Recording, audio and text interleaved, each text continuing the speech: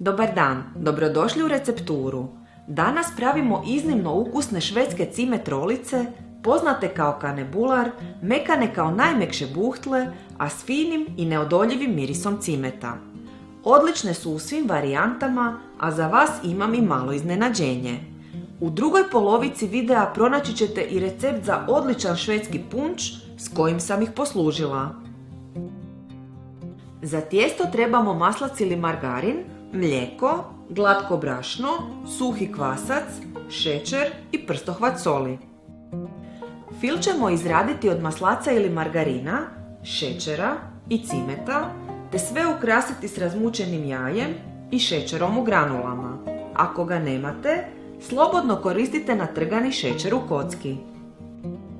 U posudi ćemo pomiješati kvasac i žlicu šećera koju ću oduzeti od količine za tijesto.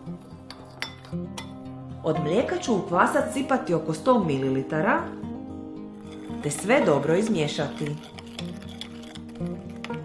Ostavit ćemo 15 minuta da se kvasac digne. Na štednjaku ćemo otopiti maslac ili margarin.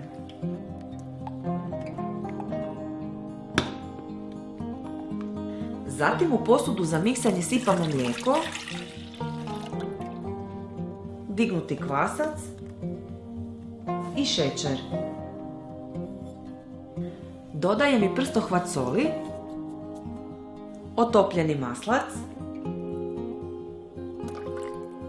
i na kraju sipam dio brašna.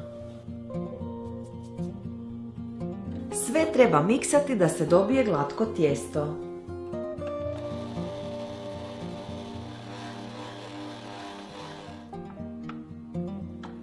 Potom ćemo dodati ostatak brašna i opet dobro umjesiti tijesto koje će sada biti dosta gusto.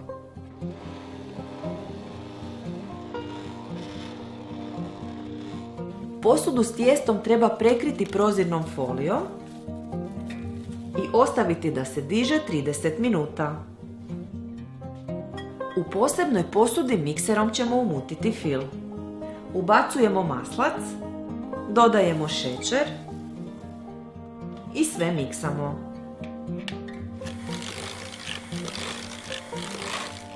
Zatim dodajemo i cimet, pa nastavljamo miksanje da se dobije glatka smjesa.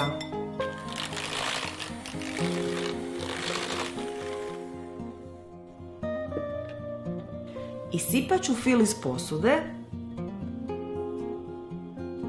te ga uz pomoć vage podijeliti na 3 jednaka dijela. Na pobrašnjenu podlogu istrest ćemo tijesto i kratko ga premjestiti.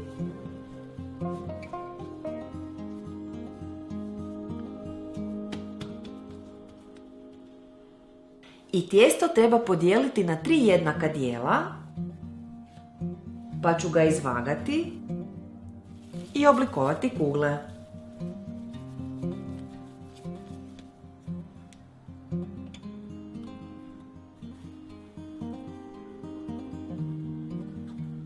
Pobrašnit ćemo podlogu, uzeti jedan dio tijesta pa i njega pobrašniti i što pravilnije ga razvaljati u oblik pravokutnika debljine oko pola centimetra. Po potrebi dio tijesta iskrojite nožem. Nožićem ćemo nanijeti 1/3 fila na tijesto, ravnomjerno ga razmazati, te oprezno zarolati tijesto.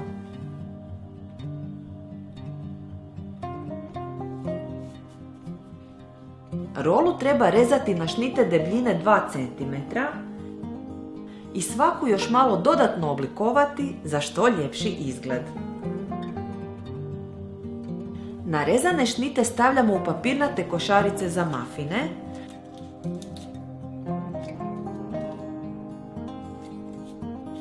pa ćemo ih premjestiti na protvan prekriven papirom za pečenje. Razbit ćemo jaje te ga dobro ulupati. Rolice treba premazati ulupanim jajetom te posuti šećerom u granulama. Ako ga nemate, možete koristiti i natrgani šećer u kocki. Peku se u zagrijanoj pećnici na 240 stupnjeva 10 minuta, a na isti način napravit ćemo i preostale 2 ture. A sada je, kao što sam i obećala, na redu izrada švedskog punča.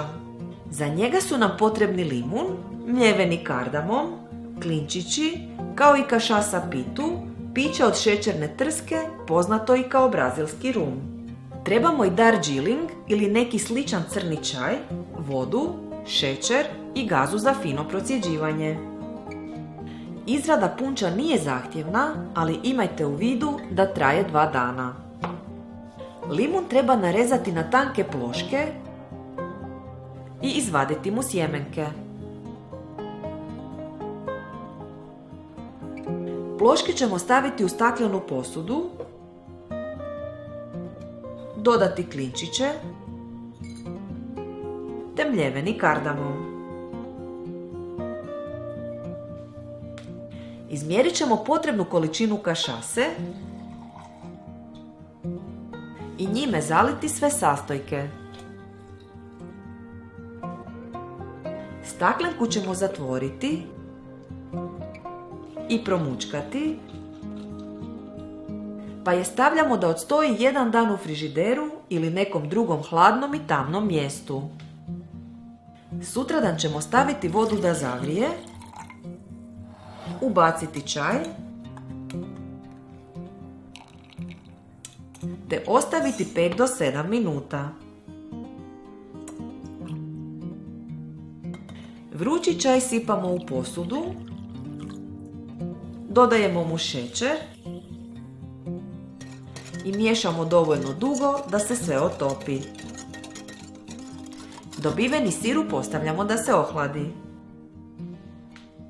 Izvadili smo ranije napravljenu smjesu iz frižidera, pa ćemo je još jednom promućkati i procijediti kroz cjedilo obloženo gazom.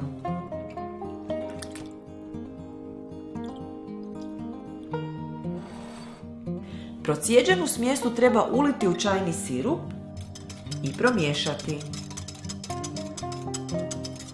Napravljeni punč ostavljamo da odmara preko noći, a čuvamo ga u zatvorenoj posudi na sobnoj temperaturi ili u hladnjaku do 5 mjeseci. Naš duo sa sjevera spreman je za posluživanje. Švedske cime, trolice i švedski punč savršena su kombinacija, iako ih možete spremati i zasebno. Cime trolice su mekane i mirišljave, te jednostavno savršenog okusa koji će vas oduševiti. Punč koji sam pripremila također je iznimno aromatičan, a možete biti sigurni da će vas dobro zagrijati u hladnim zimskim noćima. Bye!